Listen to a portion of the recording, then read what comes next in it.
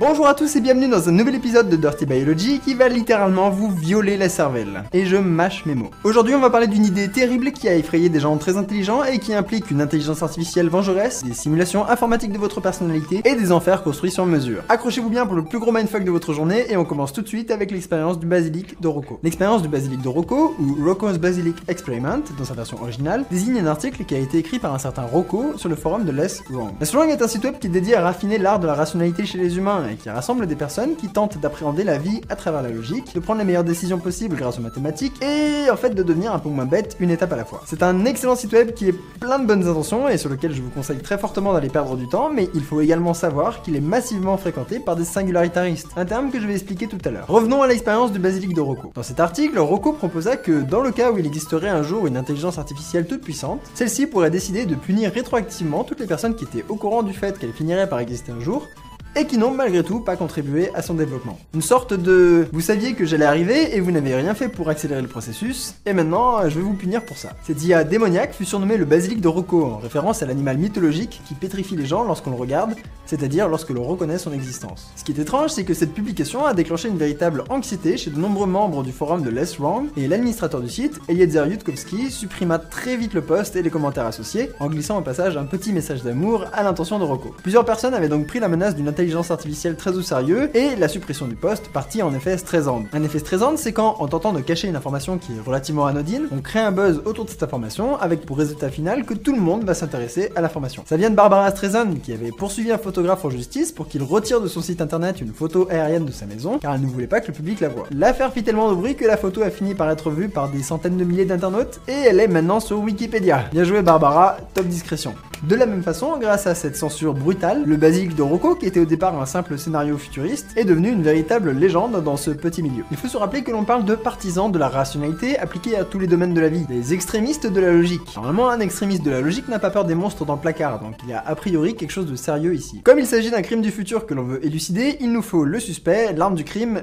et le mobile. Le suspect est évidemment cette intelligence artificielle toute puissante. Les singularitaristes sont convaincus qu'elle va finir par arriver, la seule question étant quand. Pour faire court, les singularitaristes sont des gens qui sont convaincus qu'une singularité technologique va avoir lieu au milieu du 21e siècle. Une singularité est un endroit au-delà duquel les règles changent complètement, comme en mathématiques ou en astronomie. Et une singularité technologique est donc un endroit où la technologie s'emballe complètement et n'obéit plus aux mêmes règles qu'avant. Ils partent du constat que la puissance de calcul des ordinateurs double à peu près tous les 2 ans, ce qu'on appelle la conjoncture de Moore. La croissance de la puissance de calcul est exponentielle. Par exemple, la puissance de calcul des superordinateurs a été multipliée par 1000 au cours des 10 dernières années. Si cette observation continue à se révéler vraie, comme ça a été le cas pour les 50 dernières années, alors peut-être qu'en 2050, on pourra simuler dans un ordinateur l'ensemble des cerveaux de l'humanité. En tout cas, c'est ce qu'affirment les singularitaristes, qui pensent même que cette puissance de calcul va finir par donner naissance à une intelligence artificielle capable de s'auto-améliorer. C'est ce qu'on appelle une intelligence artificielle forte, c'est le moment où la machine peut se débrouiller toute seule. Maintenant, on peut se demander pourquoi est-ce qu'on devrait avoir peur d'une intelligence artificielle et qu'est-ce qu'elle pourrait bien nous faire. En fait, c'est là que ça devient tordu. Dans son texte, Rocco n'appliquait pas forcément que les personnes punies doivent être encore en vie. Pour lui, l'intelligence artificielle pourrait très bien punir des morts. Oui, punir des morts.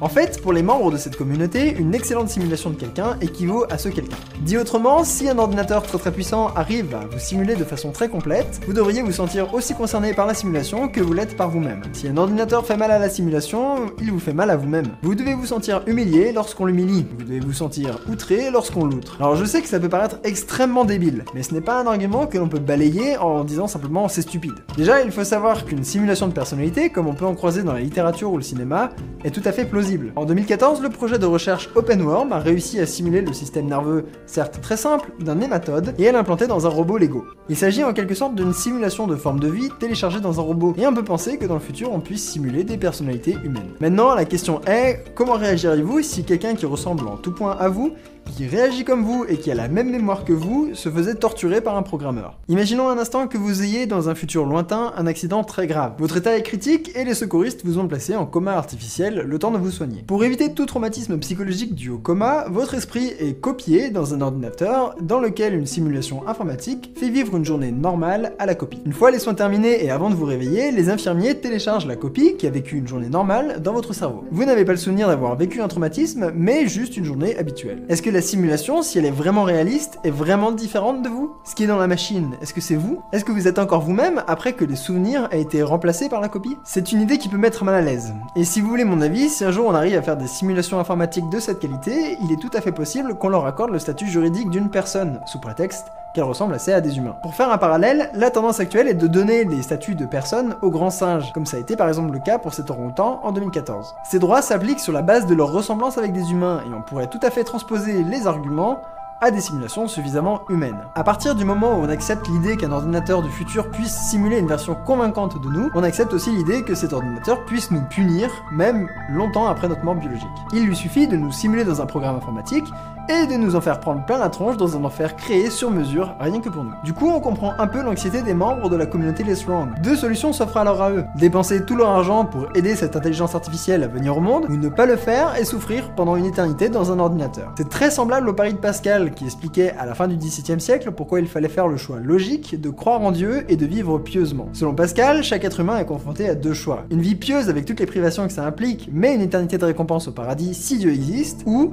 une vie païenne et libertine, et donc très agréable, mais une éternité de punition en enfer si Dieu existe. Premier cas de figure, vous misez les privations et vous récupérez votre mise à l'infini en allant au paradis si Dieu existe. Vous ne récupérez rien si Dieu n'existe pas, vous perdez votre mise. Deuxième cas de figure, vous ne misez rien, mais vous avez une punition infinie si Dieu existe en allant en enfer. S'il n'existe pas, vous gardez votre mise, le plaisir que vous avez eu dans votre vie. En faisant un rapide calcul des coûts et bénéfices, Pascal démontre qu'il faut croire en Dieu et vivre pieusement, parce que la punition de ne pas y croire est potentiellement infinie. Le bilan des pertes est beaucoup moins grave si on se contraint toute sa vie à avoir des relations sexuelles avec sa main. En appliquant le raisonnement à l'intelligence artificielle, c'est exactement pareil. La perte maximale est beaucoup plus importante dans le cas où on n'aide pas le basilic, donc il faut investir tout son argent dans sa venue au monde. On a donc l'arme du crime.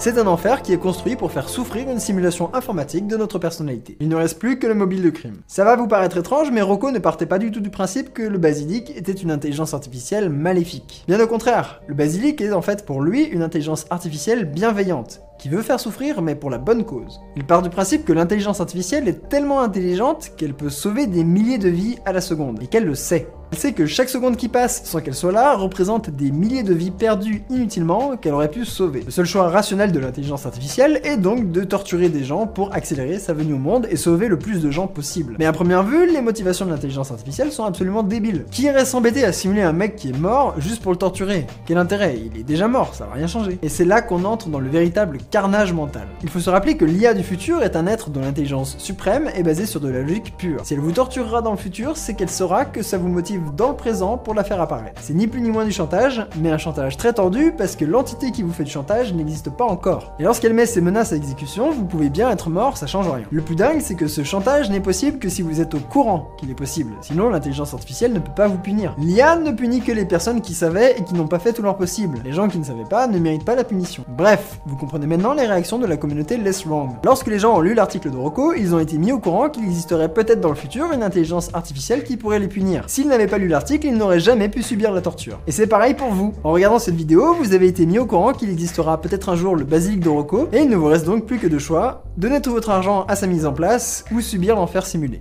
Désolé. À moins qu'on réalise 30 secondes que c'est n'importe quoi. Premièrement, le nombre de suppositions pour arriver à cette conclusion atteint des scores astronomiques. En fait, pour accepter l'idée du basilic de Rocco, il faut accepter l'idée qu'une super intelligence informatique va arriver un jour, que cette super intelligence serait capable de vous simuler, qu'une simulation de soi équivaut à soi, qu'elle aura un intérêt quelconque à vous faire chanter, etc., etc. Ça fait un enchaînement de probabilités qui, prises séparément, sont déjà faibles, mais qui, quand on les met ensemble, sont encore plus faibles. D'autre part, il ne faut pas toujours écouter les philosophes du XVIIe siècle. Le pari de Pascal a été réfuté plein de fois, et ce n'est ni un argument logique pour prouver qu'il faille tout faire pour aller au paradis, ni un argument logique pour prouver qu'il faille donner tout son argent à la réalisation d'une super intelligence artificielle. La réfutation la plus simple est tout simplement de dire qu'il peut exister autant de dieux et respectivement d'intelligence artificielle du futur que l'on veut. Le fait de croire que c'est l'abstinence ou respectivement de donner tout son argent à la réalisation d'une super intelligence artificielle qui va vous éviter la souffrance dans le futur est une croyance, ce n'est qu'une hypothèse. Comme on n'a aucune idée de ce qu'il y a après la mort, s'il y a quelque chose, ou de ce à quoi ressemblera une intelligence artificielle du futur, si elle existera, on peut imaginer ce qu'on veut. On peut imaginer que le critère pour accéder au paradis soit par exemple le fait de parler comme un pirate toute sa vie, ou de changer de sexe tous les 5 ans, ou de faire la collection des maladies de peau les plus dégueulasses possibles avant de mourir, ou tout en même temps. De la même façon, on peut tout aussi bien imaginer qu'une super intelligence du futur attende de nous que l'on crée un maximum de mèmes sur internet, que l'on organise des championnats à mort de free hug, ou que l'on passe son temps à regarder des vidéos sur YouTube. Toutes ces hypothèses sont aussi valables les unes que les autres, et on n'a aucun moyen de savoir ce qu'attend de nous une entité supérieure, si elle existe, que ce soit une divinité d'origine hébraïque, ou une super intelligence du futur. Le pari de Pascal ne marche pas. Les membres de la communauté de Less Wrong ont d'ailleurs fini par se détendre un peu sur le sujet, et l'administrateur du site a même fini par faire ce qui ressemble à des excuses pour avoir fait partir un truc au départ anodin en terrifiante menace technologique. Tout était rentré dans l'ordre. Mais ce genre de phénomène extrême est très intéressant parce qu'il nous renseigne sur les idées de base auxquelles ces gens croient. La première est qu'une super intelligence artificielle va finir par émerger tôt ou tard, et on a vu précédemment que ça s'appelait le singularitarisme. Ray Kurzweil, qui a écrit beaucoup de livres sur le sujet et qui travaille aujourd'hui pour Google, la situe par exemple aux alentours de 2045, mais Vector Vinge la situe plutôt en 2030. Certains prennent moins de risques et pensent plutôt qu'elle n'arrivera pas avant le 22e siècle. Deuxièmement, beaucoup de gens s'accordent à dire que la singularité technologique est très dangereuse. Le physicien superstar Stephen Hawking pense très sérieusement que le coup d'éclat de créer une super intelligence artificielle sera aussi notre dernier, parce qu'il causera la fin de l'humanité. En fait, plusieurs centres de recherche réfléchissent très sérieusement à la menace causée par les intelligences artificielles, comme le Future of Life Institute ou le Centre d'études des risques existentiels. Beaucoup d'encre a coulé sur le sujet, des livres sont écrits, bref, des gens sont inquiets. À tel point que certains de ces singularitariens ont décidé de prendre de l'avance et de créer une intelligence artificielle sympa. Une intelligence qui a intégré au plus profond d'elle-même la notion d'empathie pour les humains. C'est un peu comme les 3 lois de la robotique d'Asimov, mais poussé beaucoup plus loin, en intégrant un ensemble de valeurs éthiques destinées à faire en sorte que l'intelligence artificielle nous kiffe et n'éradique pas notre espèce. D'ailleurs, c'est de là que vient le basilic de Rocco, une intelligence artificielle tellement empathique des humains qu'elle est prête à en torturer certains pour sauver les autres. Et les recherches sur l'intelligence artificielle sympa sont effectuées dans un centre dans lequel le fondateur de Less Wrong travaille. D'ailleurs, Ray Kurzweil en a été l'un des directeurs.